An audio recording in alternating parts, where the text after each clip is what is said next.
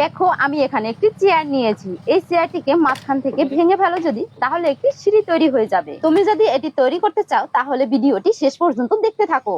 এই ম্যাজিক চেয়ারটি তৈরি করতে কতগুলো কাঠের চেরা লাগবে। প্রথমে লম্বা চেরাটিকে বসিয়ে তার পাশ থেকে দুটি চেরা সাজিয়ে দিন। বিপরীত সাইডে আরো তিনটি চেরা সাজিয়ে দিতে হবে। আমি যে লম্বা চেরাটি নিয়েছি সেটি লম্বায় 36 ইঞ্চি, আর যে চেরাগুলো নিয়েছি সেগুলো সব 18 ইঞ্চি। দেখো আমি এইভাবে আরো কিছু চেরা সাজিয়ে দেব। ঠিক এইভাবে সবগুলো চেরা পেরেক মেরে আটকে দিন। তারপরে এ দুটিকে দাঁড়া করিয়ে নিতে হবে। ঠিক 18 ইঞ্চি দূরত্ব রেখে এর উপর থেকে তক্তাগুলোকে সাজিয়ে দিতে হবে। ততক্ষণে ভিডিওটি কোথা থেকে দেখছেন অবশ্যই কমেন্ট করে জানাবেন। আর ভিডিওটি যদি ভালো লেগে থাকে তাহলে একটি লাইক দিবেন। আমি এখানে উপরে 3টি তক্তা আর একটি চেরা বসিয়ে নিয়েছি। এরপরে দুটি কবজা একটি চেরা এবং তক্তার মাঝে আটকাতে হবে। আর চেরাগুলো আটকানো হয়ে গেলে আমি সম্পূর্ণ জায়গায় রং করে দেব। যারা আমার আগের ভিডিওতে লাইক, কমেন্ট এবং শেয়ার দিয়েছেন তাদেরকে জানাই অসংখ্য ধন্যবাদ। আপনাদের বাড়িতে যদি এইভাবে চেয়ার তৈরি করে নিন তাহলে একসঙ্গে দুটি কাজ হবে।